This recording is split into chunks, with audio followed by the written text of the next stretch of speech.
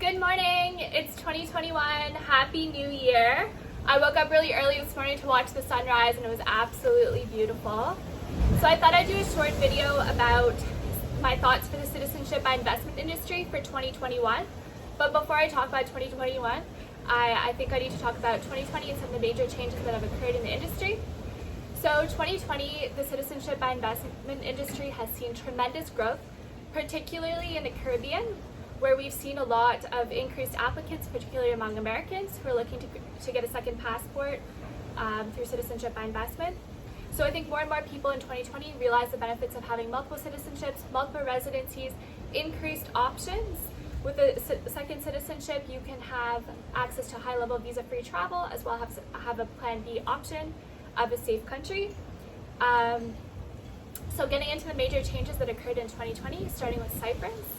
So Cyprus Citizenship Program announced that it would be terminating/suspending its program, and they gave very short notice about the suspension/termination of the program, and this caused a lot of people to jump on the program at the last minute, and most notably was Eric Schmidt's, founder of Google, who did the Cyprus Citizenship Program, and this made international news headlines. So if and when the Cyprus citizenship will be back in operation is still undetermined. So another citizenship program that underwent changes was the Malta Citizenship by Investment Program. So I won't get into all the details there. Malta has visa-free travel to the United States and Canada, but just note that there have been changes to the Malta Citizenship Program. Now getting into the Caribbean Citizenship by Investment Programs. So there have been a lot of changes to all the 5 programs in the Caribbean. So starting with St. Kitts and Nevis, where I'm a citizen. So they introduced a couple months ago a limited time offer under the Sustainable Growth Fund option. So the cost of acquiring citizenship for a family of 4 was reduced from $195,000 to $150,000 for a family of 4 or less, in addition to due diligence fees and legal fees and other fees. So they reduced their price. They also expanded the definition of who can be included as a dependent. So children who are of the main applicant or spouse who are below the age of 30 no longer have to be registered in an educational institution to be qualified to be a qualified dependent. As well, the dependent was expanded. The definition of dependent was expanded to include siblings of the main applicant or spouse who are dependent on the main applicant or spouse who are below the age of 30, who do not have children, and who are not married, so they can be included in an application for citizenship. So similar to St. Kitts and Nevis, Antigua and Barbuda, a nearby island, they introduced changes to their citizenship by investment program by increasing the definition or expanding the definition of who can be included as a dependent. What's really interesting about Antigua and Barbuda is they've seen an increased adoption of Bitcoin Cash. So if you're a Bitcoin Cash fan, you can go and purchase your gas, you can eat it out at restaurants, and everything can be done with Bitcoin Cash. And this is all thanks to the efforts of Roger Ver. So that's just a plane passing overhead. Roger Ver, who is the first cryptocurrency investor in the world who started investing in the cryptocurrency space. And he did the Antigua Citizenship by Investment Program. He also did the St. Kitts and Nevis Citizenship Program, similar to myself.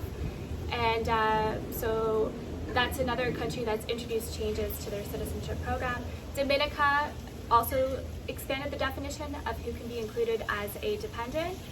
St. Lucia, they've introduced a new option, which is the COVID-19 relief bond. It was introduced in approximately May, and it was supposed to end at the end of the year, but they've now extended it for another year. So this is a government bond investment, and it starts at $250,000 for a single applicant, and it's in increasing increments for if you wanted to include more dependents in your application for citizenship.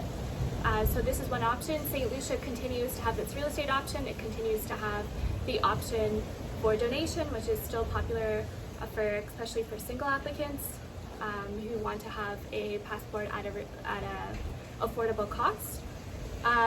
So these are just some of the changes that have undergone in the citizenship by investment industry. There's lots of changes that have occurred in the residence by investment industry, and so residency by investment programs are separate from citizenship programs. For example, Portugal has made changes to its residency program. So perhaps I'll do a separate video about some of the changes that have occurred in the residency by investment programs and my thoughts for 2021. So moving on to kind of my thoughts for 2021.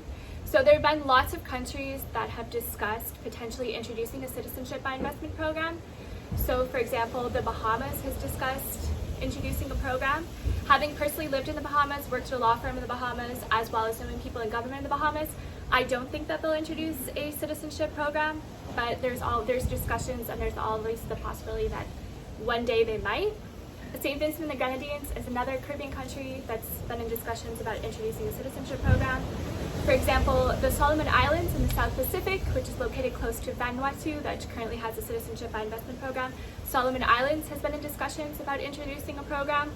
So I think that more and more countries for 2021 will be discussing introducing citizenship by investment programs, as they can see the benefits of bringing in international investors and bringing in money to their country, particularly in countries that are dependent on tourism, especially with decreased tourism due to COVID-19. They might be more open to introducing a citizenship by investment program. I think another major change that we're going to see in 2021 is that more and more people are actually going to visit and or live in the country where they acquired citizenship. So in the past, most people never visit or rarely come to live in the country where they've acquired citizenship. But I think this will change in 2021. Sorry, it's windy and my camera's about to blow over. So they're going to come and live, and I think this is due to the fact of COVID-19. So they're going to want to live in a country that has minimal COVID-19, where there's low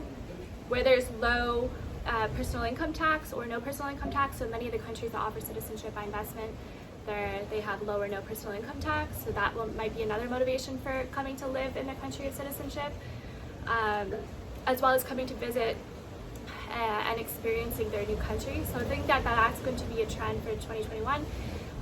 In the past, for 2020 and even at present, you can do the entire citizenship by investment application from a distance. You don't need to reside in your country. You don't need to come and live, but you can always come and live. You have the right to live, work, and travel in your country of citizenship. So this could be an interesting option for you.